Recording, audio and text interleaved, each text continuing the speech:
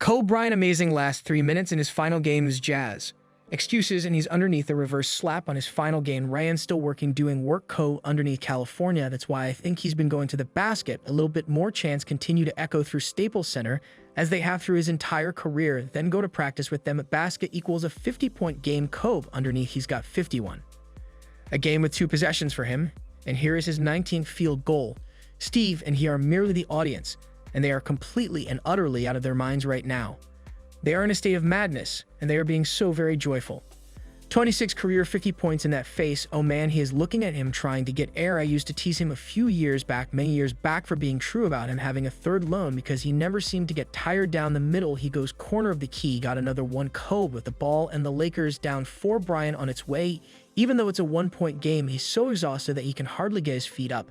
However, he continues to reel himself in and puts his wheel on the enemy, which is incredible. 56 points, are you kidding me?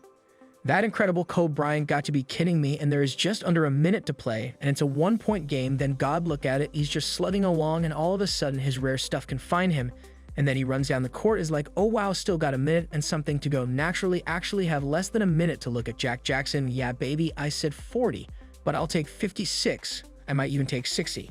Get back for 3. Lakers will get a chance to take the lead, and look who has the ball with half a minute to play. Bryant for the lead. Yes, Kobe Bryant gives the Lakers the lead. I tell you something, this is people's legendary before this game.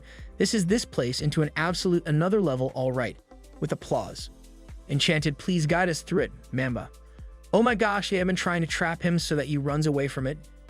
And then he pulls up and knocks down the opponent. Still Lakers is leading it by 1. The long deuce has 58 points, and the good news is that the Lakers have a chance at the final shot because the game clock is at 31.6. This means that he can get 6 zeros in the final game of his 20th season, which would be one of the most remarkable farewell performances for any athlete.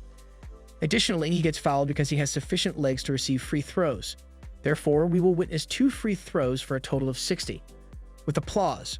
With Kobe Bryant scoring 60 points and the team leading by 3, they mustn't commit any fouls. Randall Bryant, who was in the lead with 7 seconds remaining, was able to take the ball from Hayward. A Carson, what a performance, what an exit for number 24. Now this is going to win it. The Lakers are going to win it. What performance. The significance of one of the game's greatest stars saying goodbye. Here it is, you are witnessing one of the greatest performances in the history of this game because of what it symbolizes, the significance of one of its greatest stars saying goodbye. Here it is, it's Bryant. The Utah Jazz will inbound the ball. There are 4 seconds left. It is into Lyles, is on its way. The game is finished. And Kobe Bryant's final memory for us is a game in which he scored 60 points, and we won against the Utah Jazz. The news reached the Utah Jazz before their season-ending match. After the Houston Rockets secure 8th place and the final playoff position in the Western Conference with a victory earlier that evening, the Jazz, like the Lakers, would not be participating in the postseason. Their goal was to be the team that defeated Kobe Bryant on April 13, 2016. Therefore, they decided to change their focus. Joe Ingles, a forward for Utah, remarked, "It would have been really fun for us to spoil his last game." Nevertheless, the Jazz would have to make do with a different spot in history as the group that witnessed Kobe Bryant at his peak 5 years ago today, when he scored 60 points on 50 shots.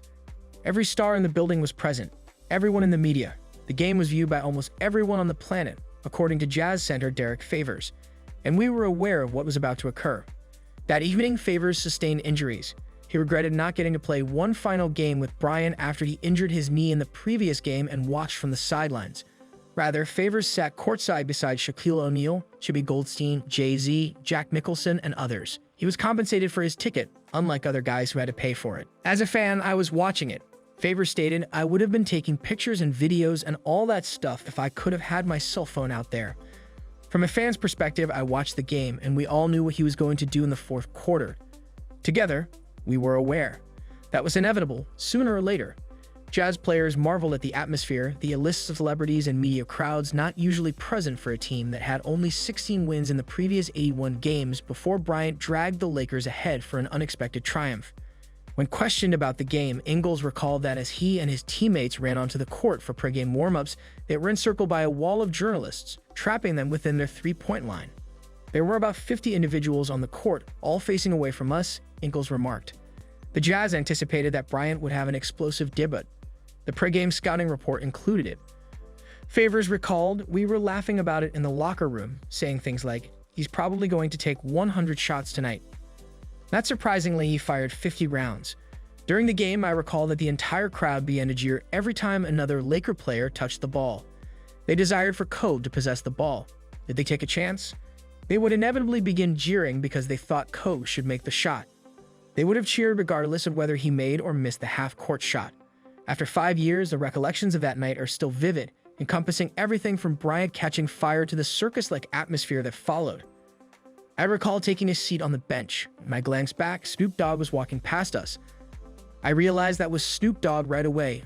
Favors remarked, and he did hear me. He then asked, "What's up?" "What's up?" I asked. I extended my hand. I had never seen Snoop Dogg quite like that before. For me, it was a significant occasion.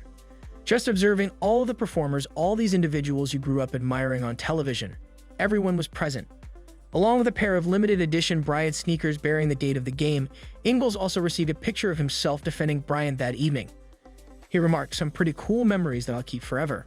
The sight as the Jazz made their way to the visiting locker room after the game was not typical of one where a team's season ends early. It was crazy what the Utah players witnessed and experienced. We are now a part of history. For however long it lasts, everyone will watch this game according to Favors. You couldn't leave that game feeling depressed. You were simply unable to. We all had the opportunity to watch that in person with front row seats. Thanks for watching. Kindly like and subscribe for more videos. In the comments section of the post, please tell me how many you discovered.